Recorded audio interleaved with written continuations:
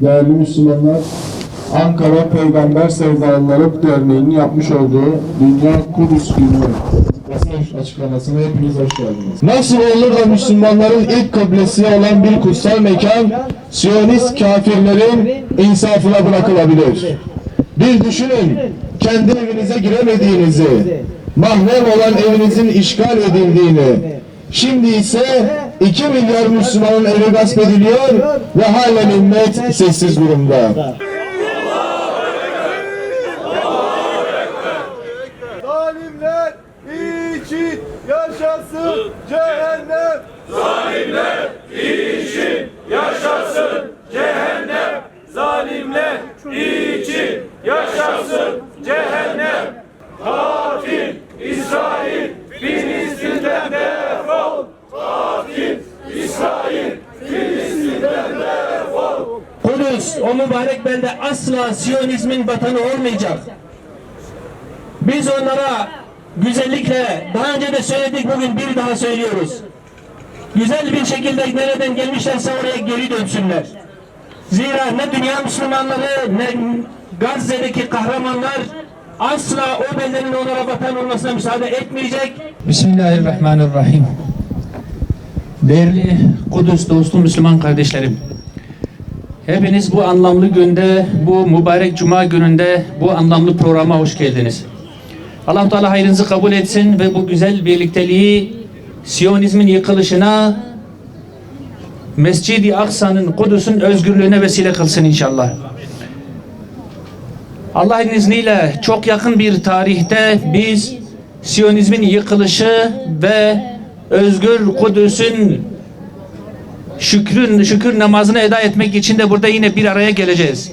Zira rahmetli şehit Ahmet Yasin Siyonizmin ve İsrail'in yıkılışı için 2027 yılını işaret etmişti. O mübarek zatın temennisinin, duasının, tespitinin muhakkak yerine geleceğini düşünüyor. Bunun için dua ediyor ve İsrail'in bir an önce yıkılması için de bu mübarek ayda, bu mübarek günde dualarımızı esirgemiyoruz inşallah. Değerli kardeşlerim, bugün büyük bir savaşın yaşandığı bu günde, bu günlerde bu programın yapılması çok daha anlamlı bir durum arz ediyor. Zira bugün aslında sadece Kudüs için yapılan bir savaş söz konusu değildir. Bugün İslam ile küfrün savaştığı bir durum ile karşı karşıyayız. İlk günden beri biz diyoruz ki şu anda yapılan Mescid-i Aksa'nın kuşatılması değil, aslında İslam ümmetinin kuşatılmasıdır. Eğer Kudüs düşerse, eğer Gazze düşerse, İslam ümmeti de düşer ve bir daha asla ayağa kalkmaz. Dolayısıyla Mescid-i Aksa'nın, Gazze'nin, Hamas'ın asla düşmemesi lazım. Daha 2 gün önce Netanyahu, şeytan Netanyahu açık bir şekilde hedefini zaten ifade etti. Bu yaşanan İslam ile bir savaşımızdır dedi. Bütün İslam ülkelerini yıkacağız. Yakın bir tarihte bölgesel güç olacağız, sonra dünya çapında küresel bir güç olacağız dedi. Allah'ın izniyle değerli kardeşlerim, hiçbir zaman Netanyahu'nun bu dediği gerçek olmayacak ve çok yakın bir tarihte İsrail yerle bir olacaktır. Değerli Müslümanlar, Yahudilere bir çift laf söylemek istiyorum. Biz ilk günden beri şunu söylüyoruz. Filistin, Kudüs, o mübarek belde asla Siyonizmin vatanı olmayacak. Biz onlara güzellikle, daha önce de söyledik, bugün bir daha söylüyoruz. Güzel bir şekilde nereden gelmişlerse oraya geri dönsünler. Zira ne dünya Müslümanları ne Gazze'deki kahramanlar asla o beldenin onlara vatan olmasına müsaade etmeyecek. Kendi rızalarıyla gitmeyeceklerse bombaların korkusuyla, füzelerin korkusuyla oradan terk edip gideceklerdir. Bu nedenle Yahudilerin hepsine diyoruz ki başkasının vatanı size asla vatan olmaz. Güzellikle geldiğiniz yere geri dönün ki sizde dünyada huzur bulsun.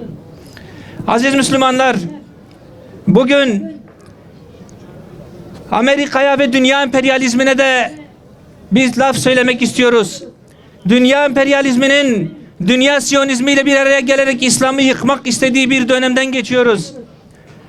Allah'ın izniyle bu güçler mağlup olacak ve Müslümanlar onları hezimete uğratacaklardır. Bu vesileyle ben dünya emperyalizmine, Amerika'ya üs veren ülkelere de seslenmek istiyorum. Müslüman ülkelerinde küfre açılan bu üsler asla İslam ülkelerine fayda vermez. Onların maslahatlarına hizmet etmez. Onların huzursuzluklarının, savaşa girmelerinin, milletlerin katledilmelerine sebep olacaklardır. Bugün bunu bir kez daha net olarak gördük. Amerika'ya üs veren bütün ülkelere şu çağrıda bulunuyoruz. O üsleri bir an önce kapatsınlar. Küfre hizmet etmesinler.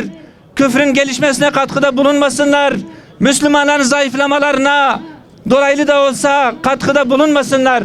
Zira bu İslam ümmetiyle, Kudüs davasıyla büyük bir ihanet içermektedir ve bu duruma asla düşmemelidirler. Değerli kardeşlerim, bu vesileyle Dünya Kudüs Günü için buraya geldiğinizden dolayı hepinize bir kez daha teşekkür ediyor. Bu birlikteliğin İslam ümmetinin vahdetine ve küfrün yıkılmasına vesile olmasını diliyorum. Sözlerimi daha fazla uzatmıyorum. Allah hepinizden razı olsun. Allahu Ekber!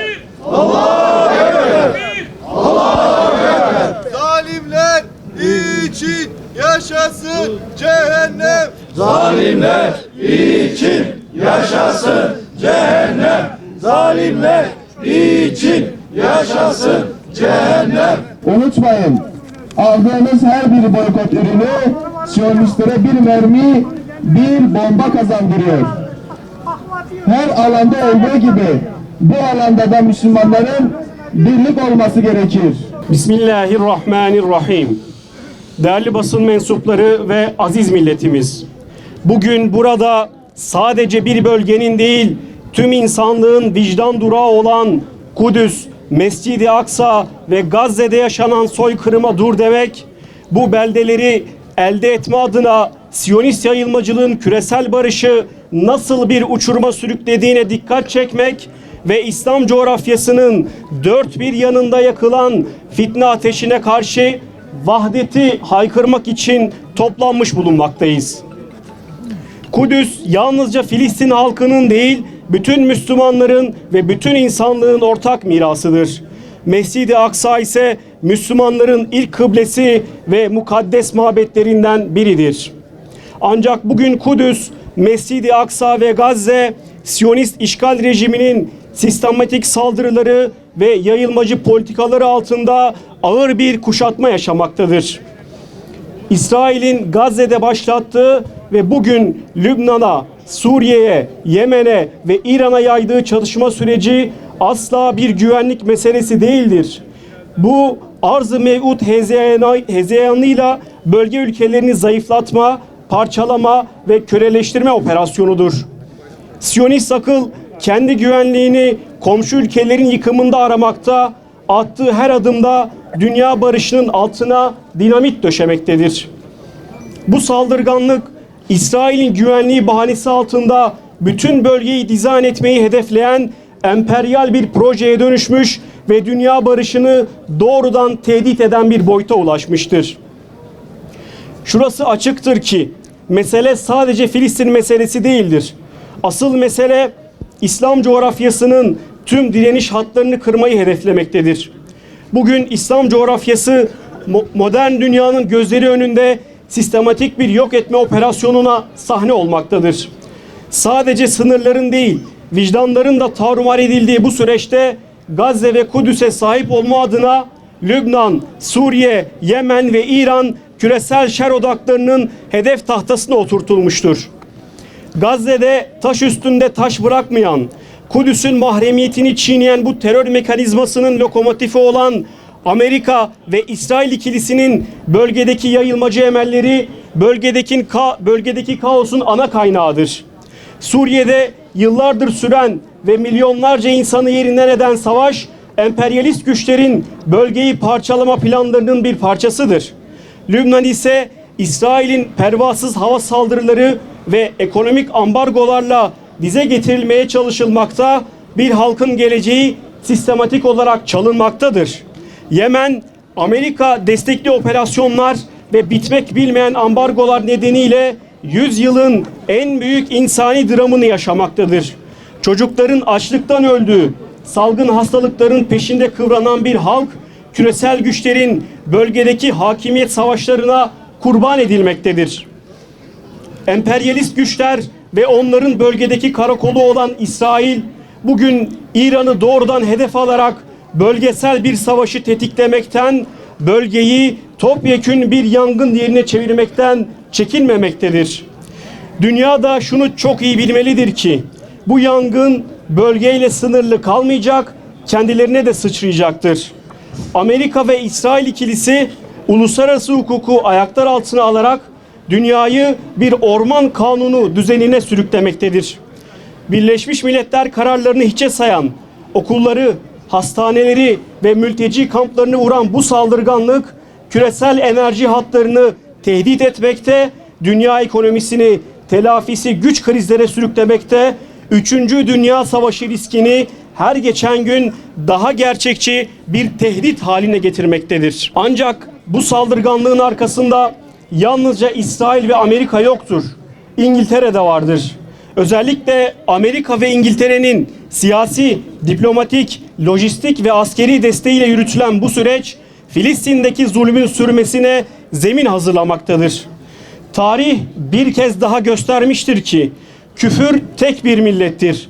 Bu şer ittifakının içinde Amerika ön plana çıksa da İsrail'in arkasındaki en büyük destekçilerden biri de tarih sahnesindeki fitneci rolünü yeniden üstlenmiş olan İngiltere'dir. Sömürgeci geçmişiyle maruf olan İngiltere bugün maskesini tamamen düşürmüştür. Sadece İsrail'e diplomatik destek vermekle kalmamış, İran'a yönelik saldırılarda askeri üslerini açarak, istihbarat desteği sağlayarak doğrudan taraf olan İngiltere bu zulmün ortağı ve bölgedeki kanın asli sorumlularındandır. Dün Filistin'i Siyonistlere teslim eden Balfour Deklarasyonu'nun mimarı olan bu kirli zihniyet bugün de Gazze'de ve bölgede dökülen her damla kanda pay sahibidir. Zulüm karşısında sessiz kalmak, zalimin safında yer almaktır. Tüm bu saldırılar göstermektedir ki zulmün rengi, dili veya sınırı yoktur. Batılı güçler veya Siyonist akıl İslam coğrafyasını zayıflatmak için tek bir vücut gibi hareket etmektedir. Emperyalist güçler kendi aralarındaki ihtilafları bir kenara bırakıp İslam coğrafyasına karşı birleşmişken bugün Müslümanlara düşen kendi aralarındaki ihtilafları bir kenara bırakmaları, ümmet bilincini yeniden güçlendirmeleri, mazlumların yanında güçlü bir duruş sergilemeleri, vahdet içinde hareket etmeleri ve bu küresel kuşatmaya karşı sarsılmaz bir kale inşa etmektir. Gazze'de dökülen kan ile Yemen'de açlıkta can veren çocuğun feryadı birdir. Gazze'nin okullarında bombalanan çocuklarla Tahran'ın okullarında bombalanan çocuklar birdir. Dünya Kudüs Günü vesilesiyle buradan tüm İslam alemine sesleniyoruz. Zulme sessiz kalmayın. İşgale karşı sesinizi yükseltin. Mazlumların yanında durun. Bunun için vahdet şarttır. Mezhebi ve siyasi ayrılıklar Siyonist kurşunlardan daha yıkıcıdır. Tek yürek ve tek bilek olma vaktidir. Gazze'den Lübnan'a, Yemen'den İran'a kadar saldırı altındaki tüm mazlum halklarla tam bir dayanışma içinde boykot uygulanmalıdır. Siyonizme ve onun en büyük destekçileri olan Amerika, İsrail ve İngiltere'ye yönelik etkili, sürdürülebilir bir ekonomik boykot uygulanmalıdır. Aksa bir onur meselesidir.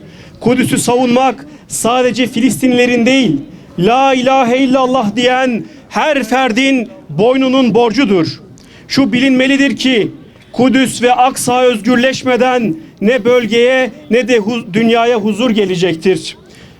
Gazze'de yaşanan insanlık dramı, Mescid-i Aksa'ya yönelik baskınlar, Kudüs'te yürütülen demografik ve siyasi değişim politikaları yalnızca Filistin halkının değil, bütün dünyanın vicdanını yaralamaktadır. Mescid-i Aksa'nın özgür olmadığı, Filistin halkının kendi topraklarında özgürce yaşayamadığı, işgal ve zulmün devam ettiği bir dünyada gerçek ve kalıcı bir barıştan söz etmek mümkün değildir. İşte bu nedenle bugün buradan bir kez daha ilan ediyoruz. Mescid-i Aksa'nın özgürlüğü yalnızca Müslümanların meselesi değil, insanlık onurunun ve uluslararası adaletin meselesidir. Bu nedenle bugün Dünya Kudüs Günü vesilesiyle çağrımız şudur: Kudüs özgür olmalıdır. Mescid-i Aksa özgür olmalıdır. Filistin özgür olmalıdır.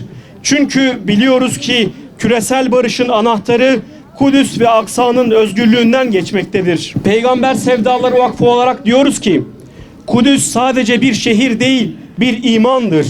Mescid-i Aksa sadece bir cami değil, bir davadır. Siyonizm ve emperyalizmin bu topraklardan sökülüp atılması için tek çare ümmetin vahdetidir. Bizler haksızlık karşısında susan dilsiz şeytanlar olmayacağız. Kudüs'ün özgürlüğü insanlığın özgürlüğüdür. Siyonist işgal ve onun İngiliz-Amerikan destekli ortakları tarihin çöplüğüne gömülene dek mücadelemiz sürecektir. Zulüm ilelebet devam etmez. Zalimlerin sonu yakındır inşallah. Kamuoyuna saygıyla duyurulur. Katil İsrail Filistin'den defol. Katil İsrail Filistin'den defol. Bölgeyi topyekün bir yangın yerine çevirmekten çekinmemektedir. Öğlen içinde hepinizi, sizleri ve ailenizi bekliyoruz. Rabbim hayırlarınızı kabul etsin inşallah. olabilmeyi cümlemize nasıl eyle ya Rabbi. Ya ilahel alemin. Evlerimize, hanelerimize huzur ihsan eyle ya Rabbi. İşte alemin şu kısacık dünya hayatında rıza-i şerifine muvafık güzel ameller işleyerek huzuruna tertemiz bir şekilde gelebilmeyi bizlere nasip eyle ya Rabbi. Bismillahirrahmanirrahim. Değerli Müslümanlar.